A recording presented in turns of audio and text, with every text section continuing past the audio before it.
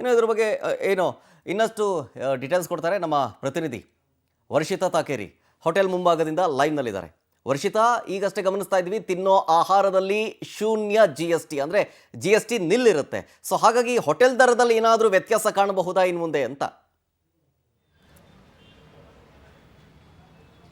S ಶರತ್, ಕೇಂದ್ರ ಸರ್ಕಾರ ಒಂದೊಳ್ಳೆ ಗುಡ್ ನ್ಯೂಸ್ ಅನ್ನ ಮಧ್ಯಮ ವರ್ಗದವರಿಗೆ ಕೊಟ್ಟಿರುವಂಥದ್ದು. ಇಷ್ಟು ದಿನಗಳ ಕಾಲ ಕೂಡ GSTಯ ಬರ ಎಲ್ರಿಗೂ ಕೂಡ ತಟ್ಟುತ್ತಾ ಇತ್ತು. ಪ್ರತಿ ಬಾರಿ ಕೂಡ ಕೇಂದ್ರ ಸರ್ಕಾರಕ್ಕೆ ಹಿಡಿ ಶಾಪವನ್ನು ಹಾಕ್ತಾ ಇದ್ರು. ಅಂದರೆ ತಿನ್ನೋ ವಸ್ತುವಿಂದ ಹಿಡಿದು ಪ್ರತಿಯೊಂದು ಒಂದು ಕಾರ್ ಖರೀದಿ ಮಾಡಬೇಕು ಅಥವಾ ಒಂದೇನೋ ಒಂದು ವಿಮೆ ಮಾಡಿಸ್ಬೇಕು, ಪ್ರತಿ ಒಂದಕ್ಕೂ ಕೂಡ GST ಬರಿಯನ್ನು ಹಾಕ್ತಾ ಇತ್ತು. ಆದರೆ ಇದೀಗ ನಿರ್ಮಲಾ ಸೀತಾರಾಮನ್ ಅವರು ಹಣಕಾಸು ಸಚಿವೆ ಆಗಿರುವಂಥವರು ಒಂದು ಗುಡ್ ನ್ಯೂಸ್ ಅನ್ನು ಕೊಟ್ಟಿದ್ದಾರೆ. ಜೊತೆಗೆ ಹೋಟೆಲ್ನಲ್ಲೂ ಕೂಡ ತಿನ್ನುವಂತಹ ಒಂದಷ್ಟು ಫುಡ್ಗಳಿರ್ಬೋದು ಅಥವಾ ಸೋಪು, ಶ್ಯಾಂಪು, ಹೀಗೆ ಸಾಕಷ್ಟು ವಸ್ತುಗಳ GST ಕಡಿತಗೊಂಡಿರುವಂಥದ್ದು. ಇನ್ನು ಜೀವ ವಿಮೆ ಕೂಡ ಕಡಿತವಾಗಿದೆ.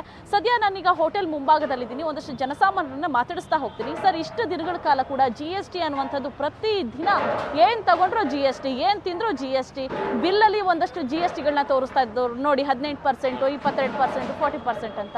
ಈ GST ಕಮ್ಮಿ ಮಾಡಿದೆ ಮಧ್ಯಮ ವರ್ಗದವ್ರಿಗೆ, ಏನು ಹೇಳಕ್ಕೆ ಇಷ್ಟ? ಇದಕ್ಕೆ ನಾವು ತುಂಬ ವೆಲ್ಕಮ್ ಹೇಳ್ತೀವಿ, ಯಾಕಂದರೆ GST ಕಮ್ಮಿ ಮಾಡೋದು. ನೆಕ್ಸ್ಟ್ ಏನಾಗಿದೆ ಅಂತ ಹೇಳಿದ್ರೆ, ಆ್ಯಕ್ಚುಲಿ ದಿವಸ ನಾವು ಜನನನ್ನು ಕರ್ಕೊಂಬಂದು ಕೆಲಸ ಮಾಡ್ತೀವಿ, ಅದಕ್ಕೂ 18% GST ಆಗ್ತಾಯಿದ್ರು.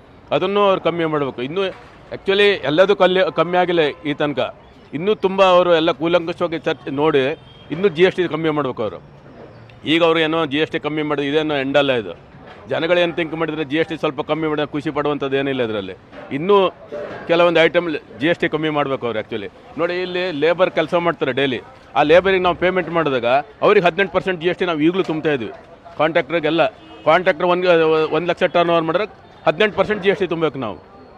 ಅದನ್ನು ಅವ್ರು ಕಮ್ಮಿ ಮಾಡ್ಬೇಕು. ಆ್ಯಕ್ಚುಲಿ ಲೇಬರ್ ಮೇಲೆ GST ಹಾಕಲೇಬಾರ್ದು. ಮತ್ತು ದಿನನಿತ್ಯ ನಾವೇನು ಕನ್ಸ್ಯೂಮೇಬಲ್ ಐಟಮ್ ಅಂತ ಊಟ ಮಾಡ್ತೀವಿ, ತಿಂಡಿ ತಿಂತೀವಿ, ಅದ್ರ ಮೇಲೆ ಯಾವತ್ತೂ 1 ಪೈಸೆ GST ಹಾಕಬಾರ್ದು. ಕನ್ಸ್ಯೂಮೇಬಲ್ ಐಟಮ್ ಮೇಲೆ ಇದ್ರ ಮೇಲೆ ಅವ್ರು GST ಹಾಕಿದ್ದಾರೆ, ಅದ್ರ ಮೇಲೆ ಯಾಕೆ ಹಾಕ್ತಾರೆ ಅವರು? ಇದನ್ನೆಲ್ಲ ಎಲ್ಲದೂ ತೆಗೆದಿಲ್ಲ. ನೀವು ಹಂಗೆ ಥಿಂಕ್ ಮಾಡಿದ್ರಿ ಮೇಡಮ್, ಓನ್ಲಿ ಕೆಲವು ಐಟಮ್ ಅಷ್ಟೇ ತೆಗೆದಿದ್ದಾರೆ. ಎಲ್ಲ ಐಟಮ್ ಮೇಲೆ ತೆಗಿಬೇಕಂತ ಹೇಳ್ತಾ ಇದ್ದೀನಿ ನಾನು. ಹಾಂ ಹಾಂ, ಒಂದಷ್ಟು ಜನ ಇದ್ದಾರೆ, ಅವರನ್ನು ಕೂಡ ನಾನು ಮಾತಾಡಿಸುವಂತಹ ಪ್ರಯತ್ನವನ್ನು ಮಾಡ್ತೀನಿ. ಸರ್, ಈಗ GSTನ ಕಡಿತಗೊಳಿಸಿದ್ದಾರೆ, ಏನು ಹೇಳಕ್ಕೆ ಇಷ್ಟಪಡ್ತೀರಾ? ಬೆಳಗಾದ್ರೆ GST ಏನು ಹೇಳ್ತೀರಾ ಸರ್? ನೀವೇನು ಹೇಳ್ತೀರಾ ಸರ್? GST ಬಗ್ಗೆ ಏನು ಹೇಳ್ತೀರಾ ಮ್ಯಾಮ್? GST ಪ್ರತಿದಿನ ಒಂದೊಂದು ವಸ್ತುಗಳಿಗೂ ತೆರಿಗೆ ಹಾಕ್ತಾ ಇದ್ರು, ಈಗೆಲ್ಲ ಕಡಿತಗೊಳಿಸಿದ್ದಾರೆ, ಏನು ಹೇಳಕ್ಕೆ ಇಷ್ಟಪಡ್ತೀರಾ ಕೇಂದ್ರ ಸರ್ಕಾರಕ್ಕೆ? ಕೇಂದ್ರ ಸರ್ಕಾರಕ್ಕೆ ಥ್ಯಾಂಕ್ ಯು ಏನಾದರೂ ಹೇಳ್ತೀರಾ? ಏನು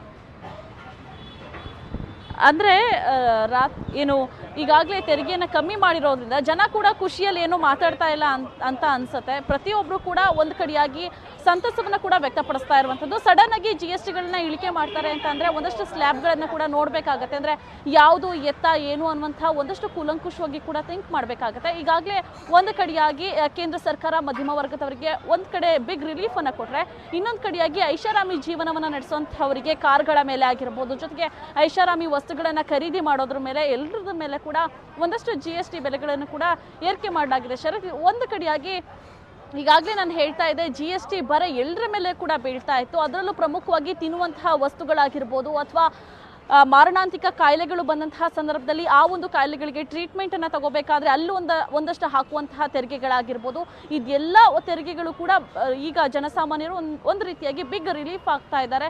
ಇನ್ನೂ ಒಂದಷ್ಟು ತೆರಿಗೆಗಳನ್ನು ಕಮ್ಮಿ ಮಾಡಿದರೆ ಇನ್ನೂ ಕೂಡ ಉತ್ತಮ ಅನ್ನುವಂತಹ ಮಾತುಗಳನ್ನು ಆಡ್ತಾ ಇದ್ದಾರೆ. ಶರತ್, ಥ್ಯಾಂಕ್ ಯು ವರ್ಷಿತಾ ಡೀಟೇಲ್ಸ್ಗಾಗಿ. ನೋಡಿ, ಕೃಷಿಗೆ ಬಳಸುವಂಥ ಒಂದಷ್ಟು ಸಾಮಗ್ರಿಗಳಲ್ಲೂ ಕೂಡ ಕಡಿಮೆ ಆಗಿದೆ. ಟ್ರ್ಯಾಕ್ಟರ್ಸ್ ಕಡಿಮೆ ಆಗಿದೆ, ಅಂದರೆ 12% ಇತ್ತು, ಈ ಹಿಂದೆ 5%ಗೆ ಇಳಿಕೆ ಆಗಿದೆ. ಕೃಷಿ ಉಪಕರಣಗಳು 12% ಇತ್ತು, ಈಗ 5% ಆಗಿದೆ. ಟ್ರ್ಯಾಕ್ಟರ್ನ ಟಯರು ಮತ್ತು ಬಿಡಿ ಭಾಗಗಳಿದ್ದಾವಲ್ಲ, ಅದನ್ನು 5%ಗೆ ಇಳಿಸಲಾಗಿದೆ. ಜೈವಿಕ ಕೀಟನಾಶಕಗಳು ಅದು 5%ಗೆ ಇಳಿಕೆ ಆಗಿದೆ. ಆಮೇಲೆ ಮಣ್ಣಿ ತಯಾರಿಕೆ ಅದು 12% ಇತ್ತು, ಈಗ 5%ಗಾಗಿದೆ. ಒಕ್ಕಣೆಗಾಗಿ ಕೃಷಿ ಯಂತ್ರಗಳನ್ನು ಬಳಸ್ತಾರೆ, ಜೊತೆಗೆ ಸಾಗುವಳಿ ಕೊಯ್ಲು ಯಂತ್ರ ಅದೂ ಕೂಡ ಅಷ್ಟೇ 12%ಇಂದ 5%ಗೆ. ಇದು ಕೃಷಿಗೆ ಬಳಸುವಂಥ ಸಾಮಗ್ರಿಗಳ ದರ. ಮತ್ತೊಂದು ಕಡೆ ಕಟ್ಟಡ ನಿರ್ಮಾಣ ಸಾಮಗ್ರಿಗಳಲ್ಲೂ ಕೂಡ ಕಡಿಮೆ ಆಗಿದೆ.